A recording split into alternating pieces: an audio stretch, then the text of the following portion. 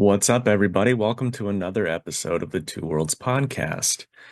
I am solo today. Casey has been really sick and just decided rather than have no episode this week that I will just do this solo. So, not a whole lot of discussion, but there was a good bit of news this week, so I'll just kind of go through everything that happened. I'll tell you what I enjoyed or didn't enjoy from comics, and we'll call it a week and hope Casey's feeling better for next time. I am going to start off by addressing the comments on YouTube.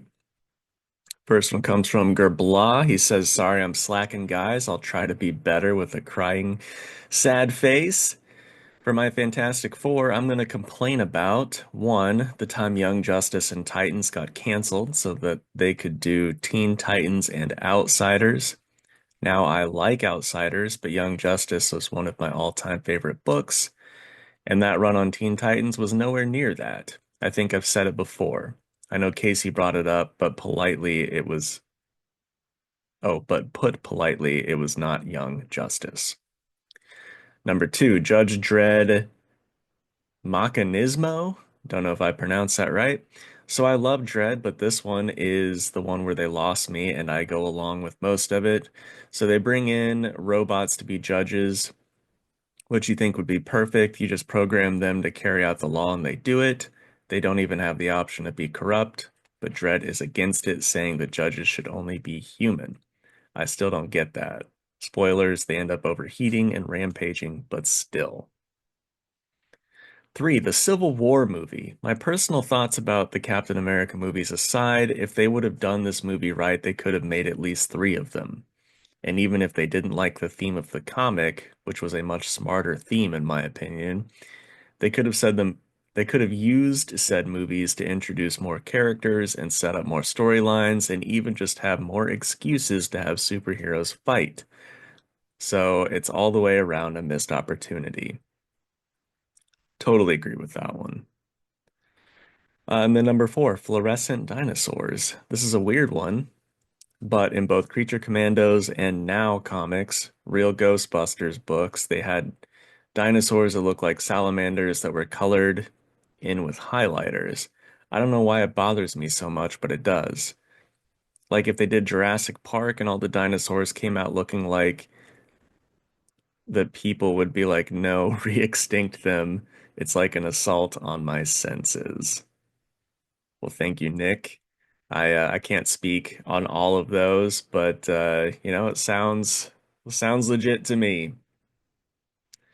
And then we had a second question or comment from our friend Preston from the testing room. He says, "Hey guys, Casey was trying to remember a Star Wars character who had his lower half removed and uses it to fuel his power. He was right when he said that it was from Jedi Knight Dark Forces 2. His name was Maw, and he had a little Sith gremlin sidekick, Gork. Similarly, and also cooler, was Darth Maul being cut in half and dumped into a junkyard only to survive due to his insane level of hatred for Obi-Wan. Maul with the mechanical spider legs is so cool." Yeah, that the Darth Maul thing I did remember, but I just figured that was not who Casey was talking about. And then he said, "I just saw the new Captain America movie and agree with you guys that it seems more like a Hulk sequel. It's a shame they couldn't give more focus on Mackie's Captain America. I also have an MCU question for you guys. The Thunderbolts movie title has an asterisk on it, and it's been driving me nuts. The Japanese poster had it meaning the Avengers aren't available. I think it means they're going to pull a Falcon and Winter Soldier and change the title at the end of the movie. What do you think it means? Are they going to call them the Dark Avengers?" I think you're completely right on that, Preston. I think, yeah, I think you're right. They're gonna change it by the end. Uh, you know, the Avengers will come back, or this team will turn into the Avengers. I'm not sure which, but I think you're completely right on that. I thought it was weird that there was an asterisk as well with no explanation. I haven't looked anything up. Maybe there is a legit answer out there, but if I had to guess, you're completely right. So Thank you, gentlemen, very much for your comments. I appreciate it. Moving on, we're not going to do trivia because I can read the answers and that would be pretty stupid. So we'll just move right along into the news.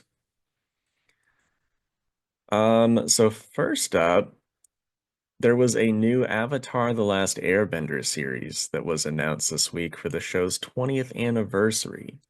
The original creators are involved. It's going to be animated, and it takes place with an Earthbender avatar that follows directly after Korra. Supposedly, they have a long lost twin, and this avatar is supposed to be humanity's destroyer and not its savior.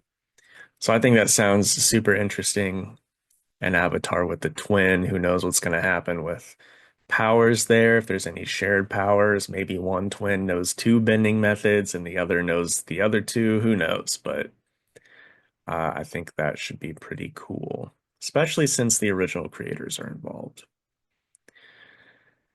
Um, okay, and then the rest of this is all comic news, which is pretty exciting. So, Umbrella Academy is coming back with another arc. I know they've done a couple over the years outside of those first three volumes, but I guess it's time to do another one. So if you're a fan of that, that's exciting. We're getting a Mr. Terrific Year One, written by Al Letson, with art by Valentine Delandro. That could be cool, depending on the week that book comes out. I might check it out. I do like Mr. Terrific. Let's see, some Marvel news. We've got a new Gwenpool and Spider-Girl series happening. Not sure about creative teams on those. The Spider-Girl series, it looks like it's going to be the new Spider-Girl that first showed up in the Spider-Boy comic that Dan Slott's writing. Or I think it's Dan Slott. Who knows? Whoever's doing it. Um, and then the other Marvel series is The Death of Silver Surfer by Greg Pak and Sumit Kumar. I think that that series is 100% Marvel killing off Norrin Rad so that they can do uh, the Lady Silver Surfer that's going to be in the movie. I think her name is like Shala Ball or something like that. But pretty sure that's why they're doing that. I can't imagine why else they would want to kill off Silver Surfer right now.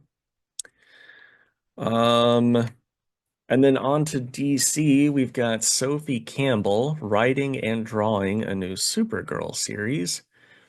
Not too surprising that Supergirl's getting a new series.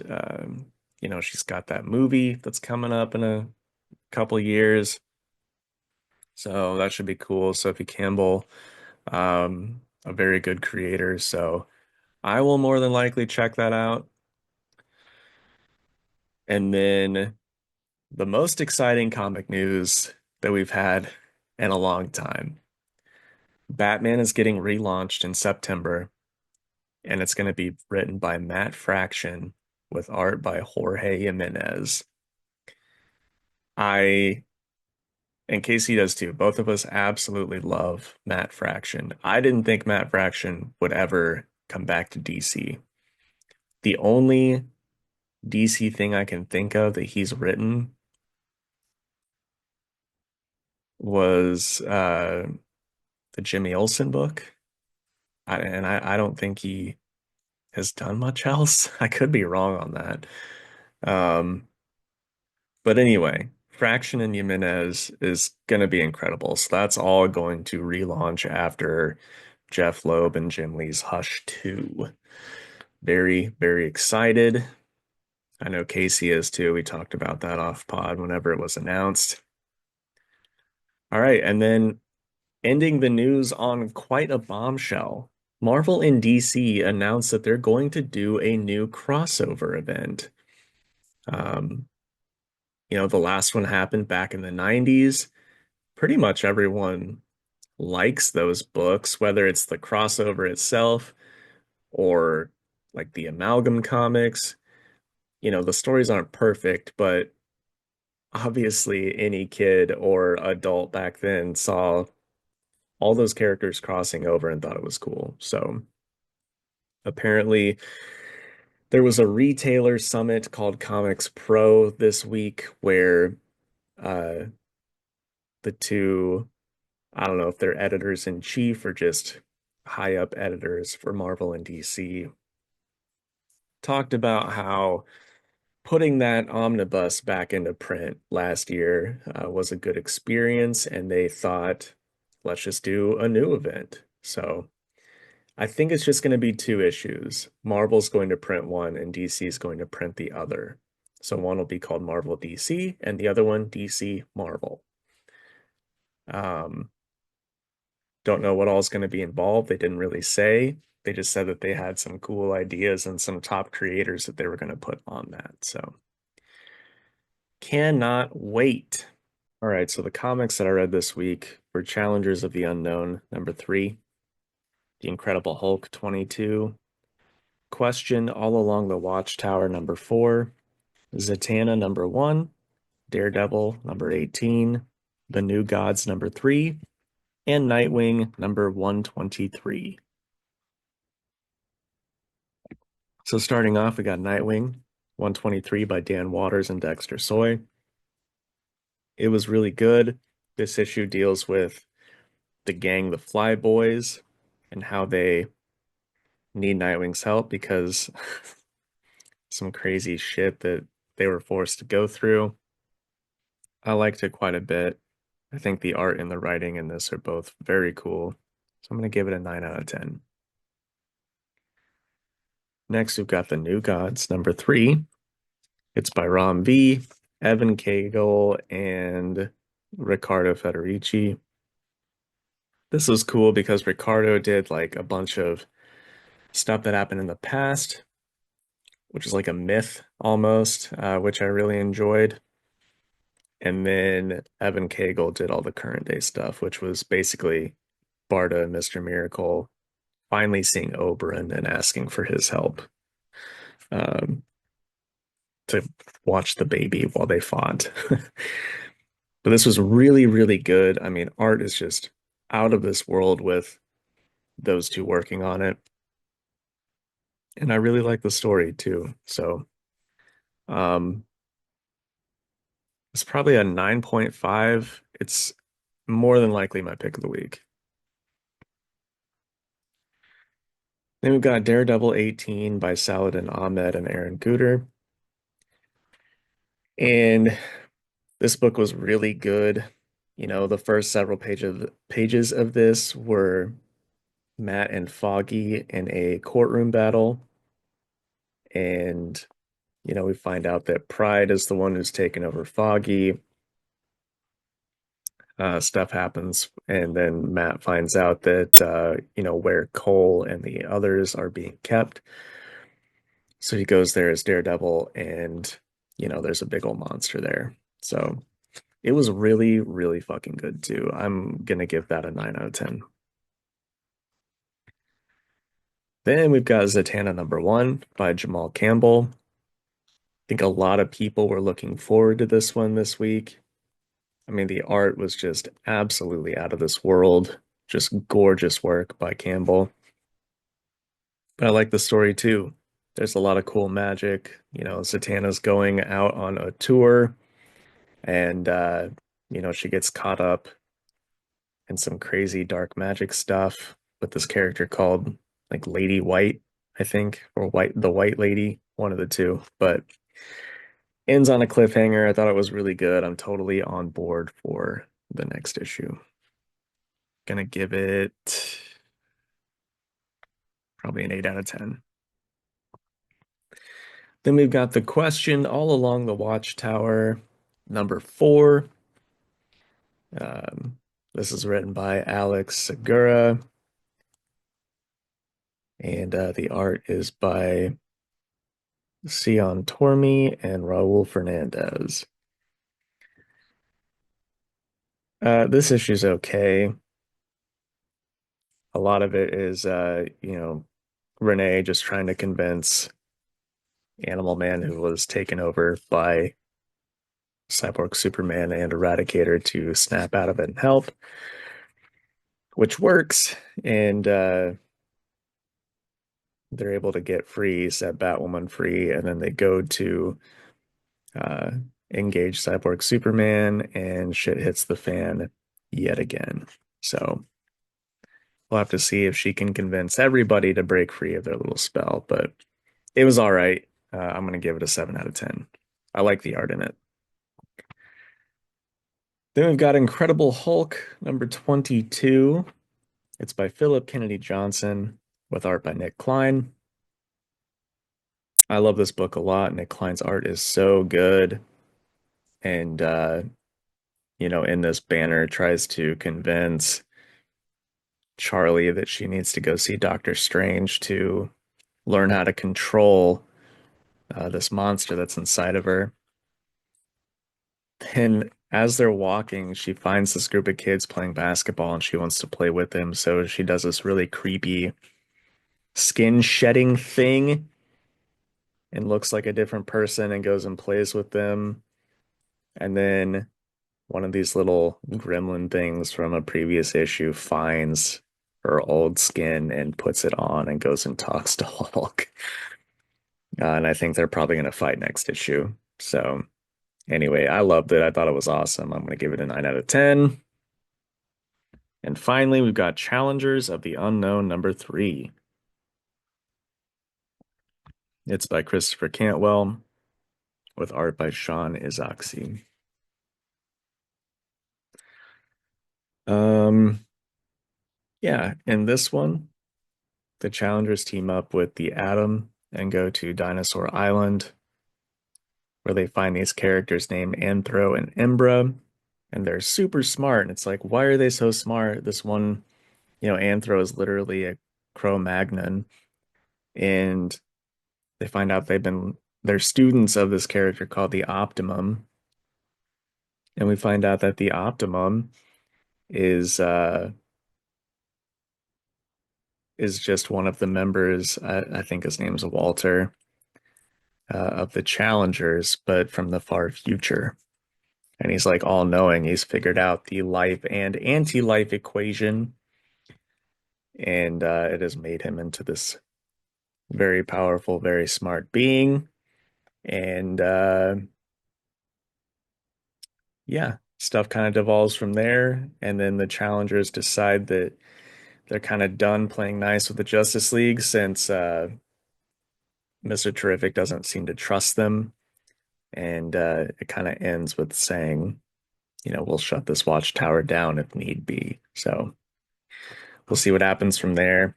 I didn't really realize how many members there were on the Challengers. I thought that just the initial group was the Challengers, but there's a lot of them. It's like the whole crew of the Watchtower, and they introduced some new ones in this, and I was like, oh, didn't realize that it was just more than like the 5 or 6 of them. But it was still really good. I'm giving it a 9 out of 10. And then what I'm looking forward to this week, I'm gonna say Absolute Wonder Woman for sure. Um, let's see here. Probably Green Lantern. I mean, that's been really solid. And then either Thundercats or Justice League Unlimited. Couple of good books that I like coming out this week. I know Casey's gonna say Godzilla versus America Chicago. Um, so yeah, there we go. All right.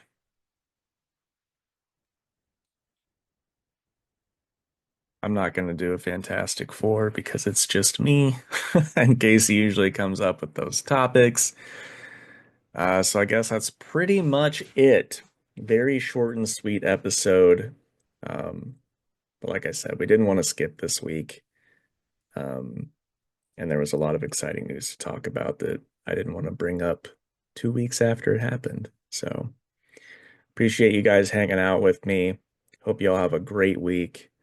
And let me know down below if you're excited for any of those new comic series or the new Marvel and DC crossover. Just let me know what you're excited about.